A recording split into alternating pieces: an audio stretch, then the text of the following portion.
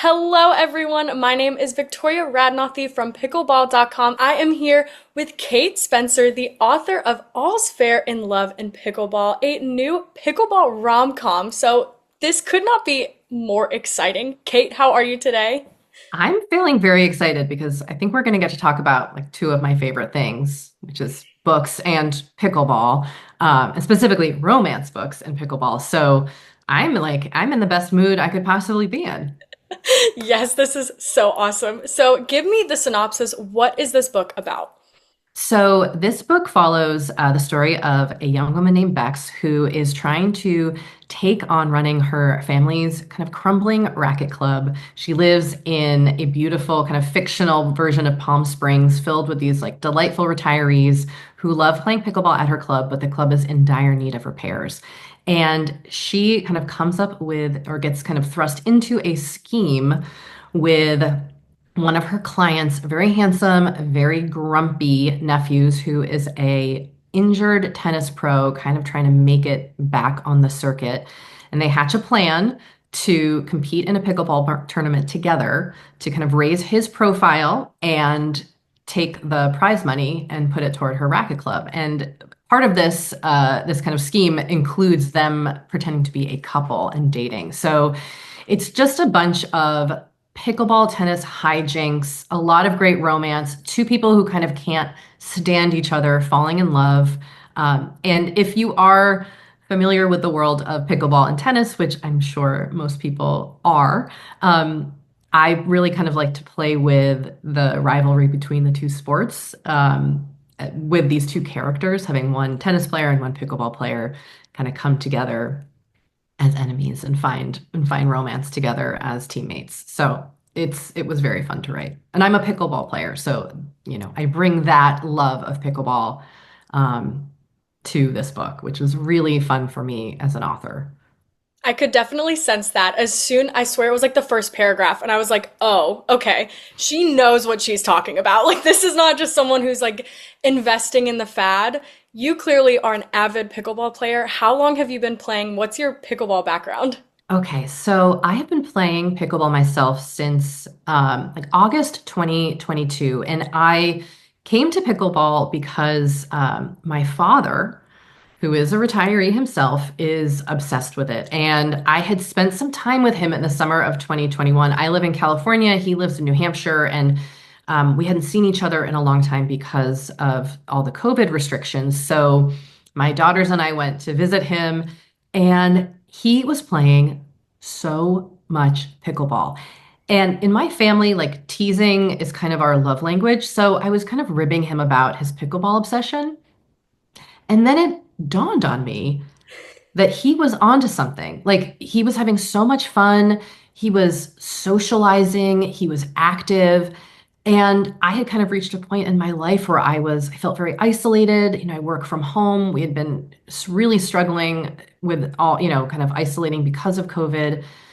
I just wanted to do something fun. And I was also kind of craving the experience of learning something new and doing something physical with people. So I put a group together of friends, and we started taking pickleball lessons with a coach here in Los Angeles every Tuesday morning. And we were all total beginners. I don't have any tennis background. I know a lot of people come to pickleball having played tennis. I did not. So I really got to start from scratch and learn this new thing. It was super challenging and so much fun. I just fell in love with I love the game. I love the strategy of the game, the joy in it. And I also have really loved the experience of learning something and like having to be really bad at it has been a really good learning experience for me. So, since you said you were taking lessons from a coach, is that kind of what inspired this idea? I, you know, my I had been talking with my literary agent who I work with, and she said to me at some point, she knew I was playing pickleball, and she was like, someone's got to write a pickleball romance.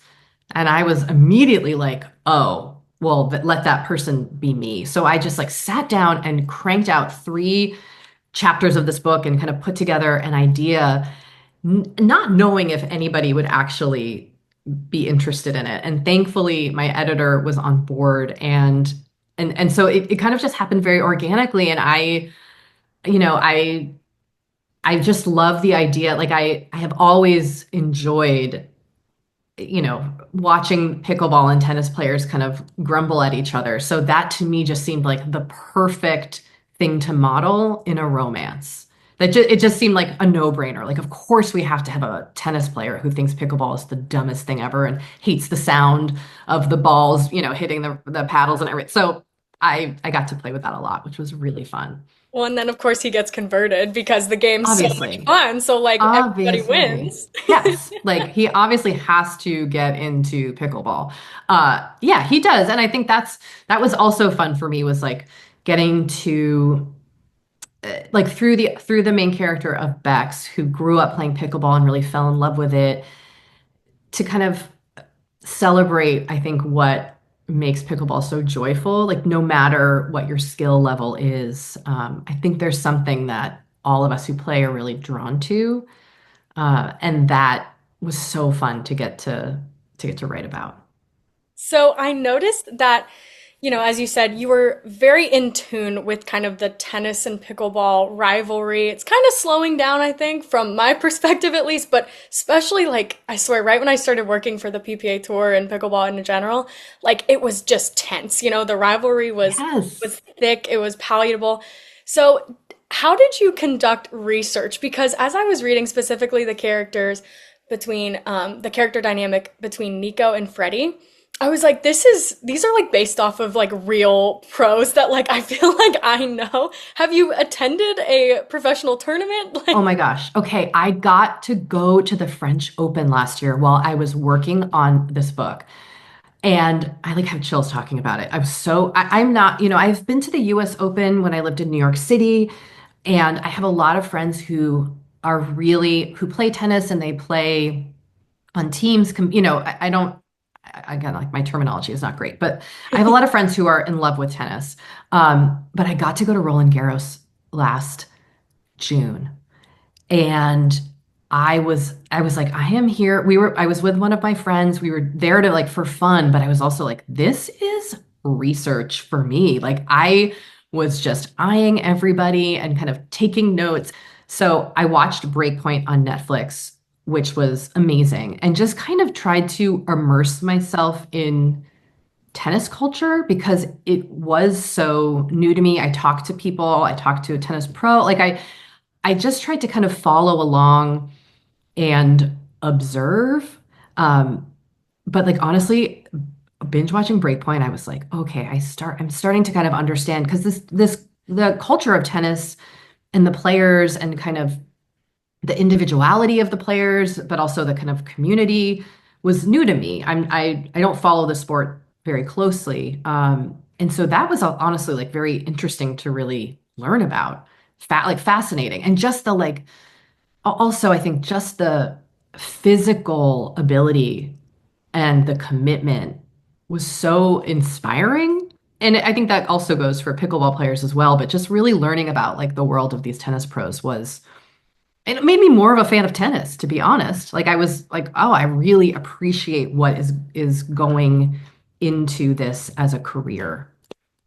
so is this your first sports romance? Or your other, It I know, is. okay. I've written 4 books total. The first book is a memoir about grief, and then my rest of the books are contemporary romance books. But this is the first one that has a sports angle. Um, and I'm not. I follow sports. I'm a Red Sox fan. Definitely could write a Red Sox romance at some point in my life, but I never really expected to write a sports romance. And certainly when I started playing pickleball, I never thought about it becoming something I would get to write about. It's like the cherry on top of learning pickleball was the fact that I got to incorporate it into my professional world. Oh my gosh, yeah, no kidding. Make a And lot of hopefully, like dink references and stuff. It's been a lot of fun getting to do that. was your writing process different compared to your other contemporary romances because there was so much of that, sports and athleticism a part of it? I felt like I read a lot of sports romances to make sure to find out what the balance should be because you want the book to be accessible to everyone, even if you're not a pickleball player. You want people to feel like they can read it and not have to know, what the kitchen is, for example. And so I definitely read and studied other sports romance books. But I, no, for this book, I really had a sense of like, it's going to be enemies to lovers.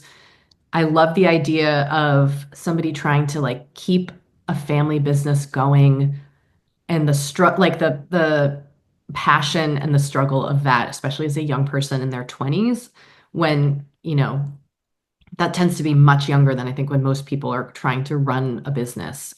So that was always kind of in my brain, and I crafted an outline and just kind of stuck to it. And that was the process for this one. It's different for every book. It's really kind of an odd creative process, I find. So when did you start writing it? What was like that timeline?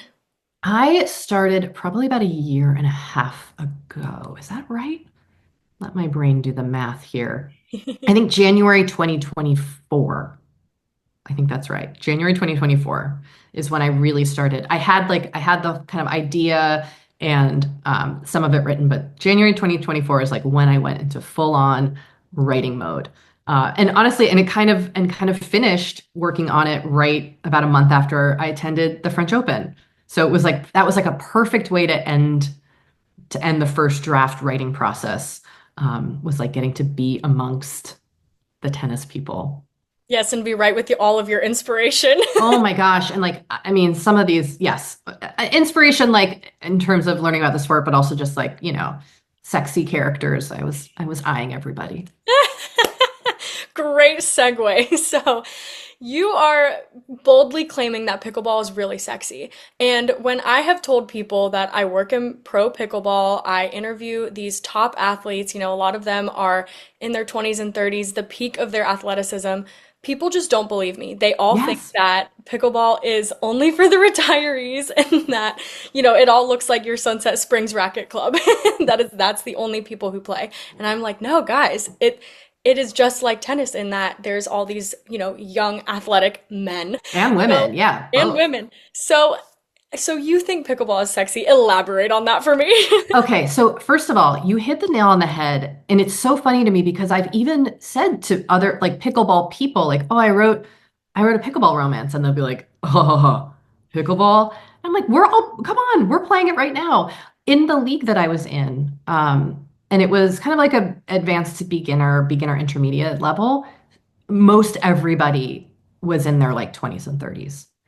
I'm in my 40s, so I was like one of the older people. So it is, and I follow a lot of pickleball pros on Instagram now, and they're all yes, a lot of, and this is not to say that youth equates beauty and attractiveness, but I do think that people of all ages are playing pickleball, and that to me is actually what I find very kind of sexy about it is that for me, I love getting to be with people who are older than me and younger than me. Like it's so, we don't have that experience a lot, maybe specifically in American culture where we're like in a multi-generational setting. So that to me has been very exciting about just learning to play.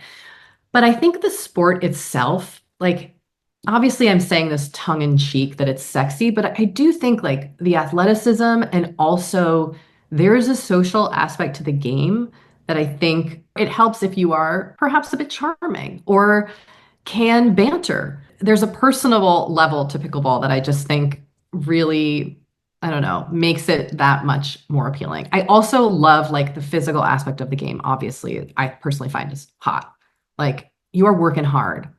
Watching somebody play pickleball, it is not like they are working. And I've also played against like 80-year-olds with like who have just recovered from hip surgery who kick my ass. So again, it's not necessarily an age thing. But the other thing I guess I would say that I find like sexy about the idea of pickleball is that it is real. I personally find it to be like for everybody. And that to me is very appealing. It's inclusive in a way that I think oftentimes like walking into a new sport does not feel, it feels very intimidating and terrifying. And there's a level of like welcomeness and openness to pickleball that I think really lends itself to the appeal of the sport.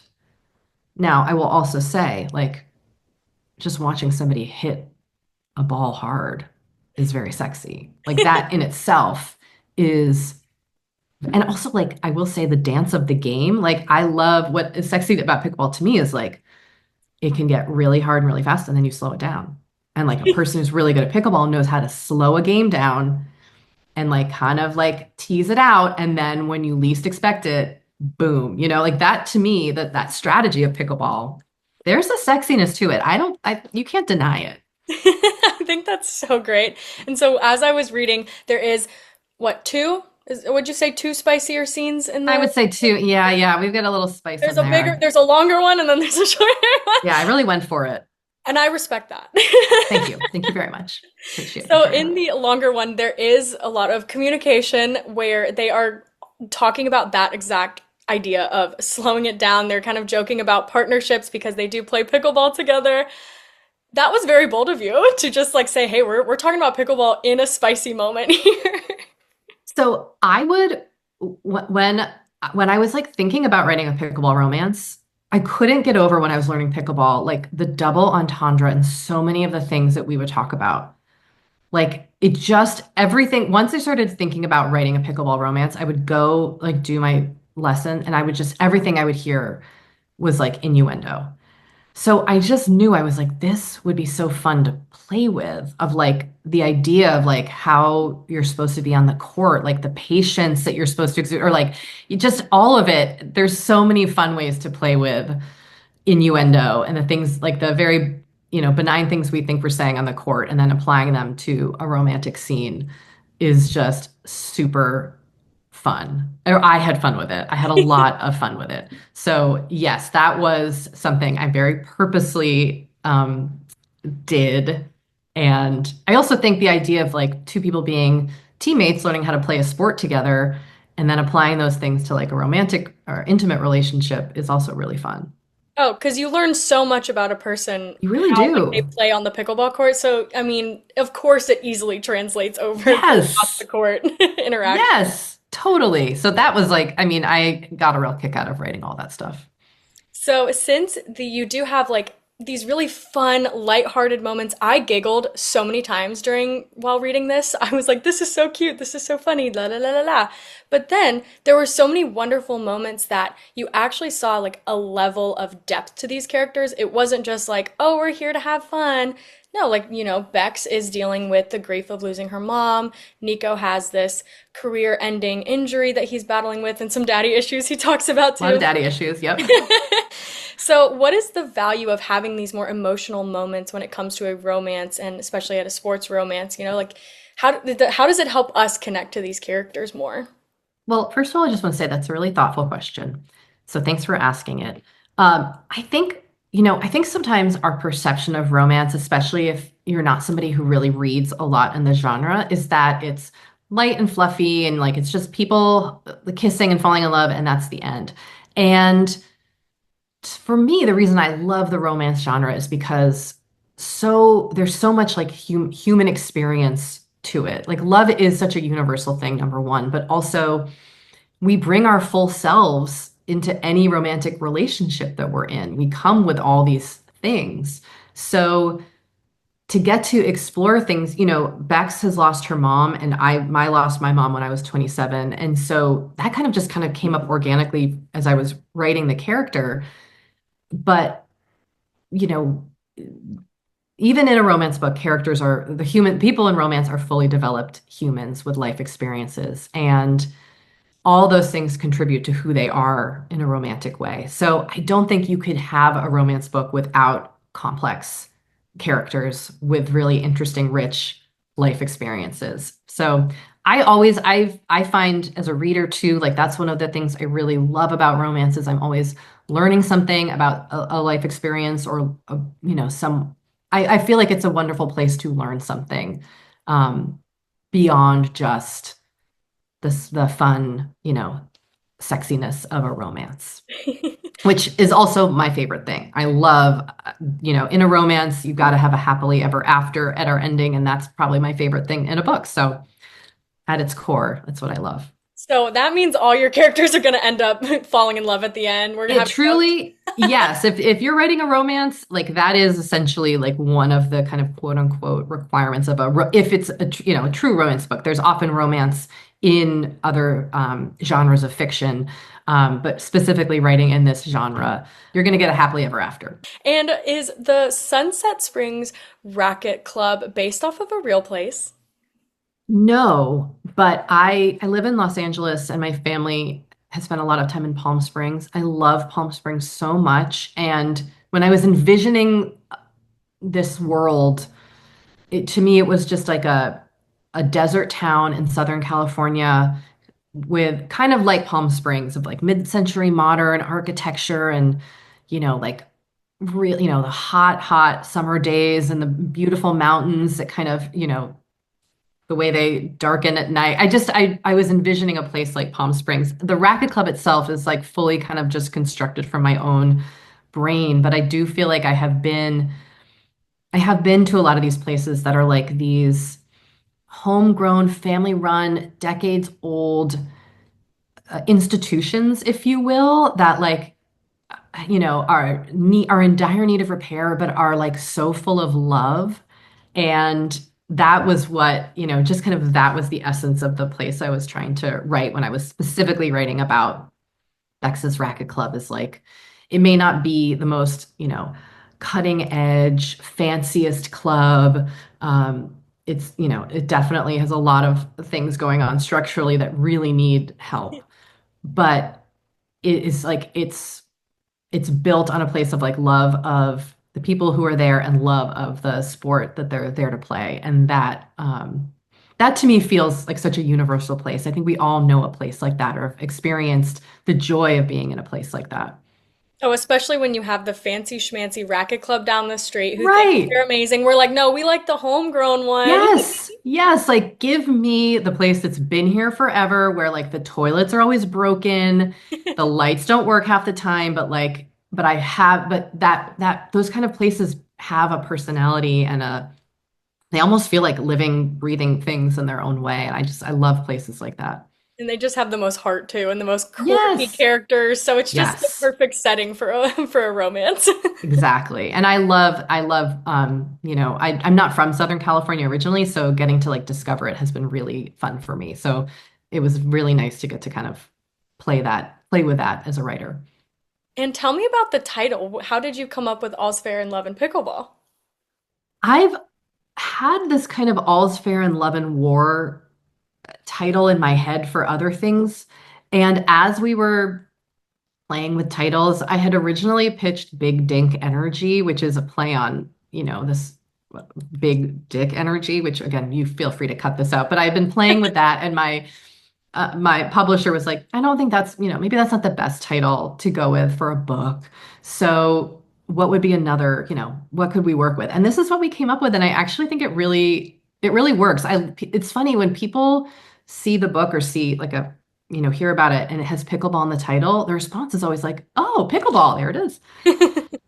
So I love that pickleball is just right there in the title, so you know what's going to be happening. And I do think this idea of the play on All's Fair in Love and More gives you a sense of maybe like what you're getting into.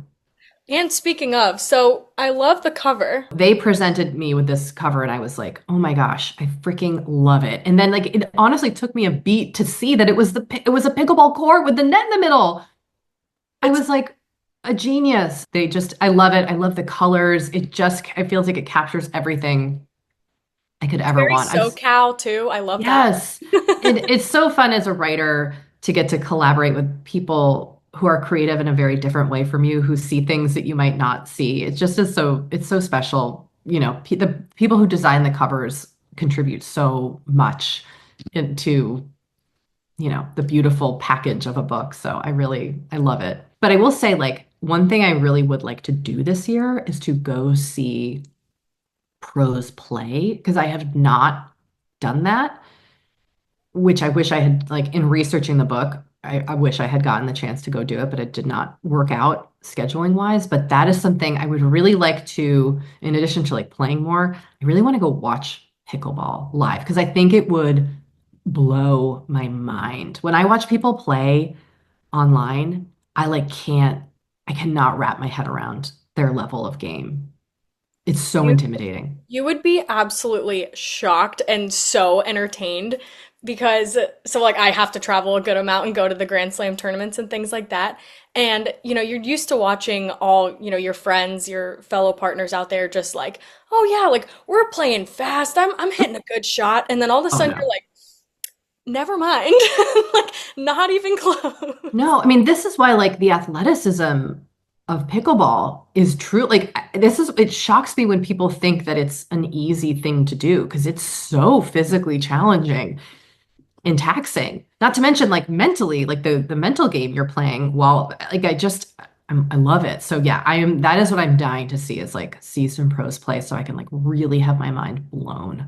Oh, and there's a couple in California, so you should definitely add that to your list I because you would will. love it. You'd be I like, oh will. my God. 100% I will. You would then want to write a sequel, I think. I'm in my brain, I'm already kind of crafting one. So I do feel like this summer I need to get out and like do some more research. Well, there's one in San Clemente in June. I know I have that one marked. That one came up for me last year too, and I couldn't go. So yes, that is one that is on my radar. Last thing of the questionnaire I have for you. Bex is a fashion girl. I love that. So I write the best dress list for every single pro pickleball tournament. And Oh so my when gosh. I found out that she was a fashionista, I was like, oh my goodness, this is so right up my alley.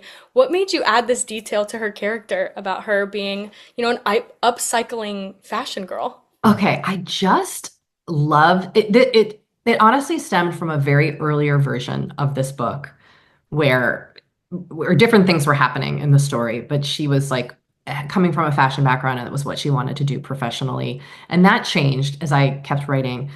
But the idea that she was into fashion and making her own clothes and shopping vintage and like that just always stuck. And I thought it just said a lot about who she was as a creative person.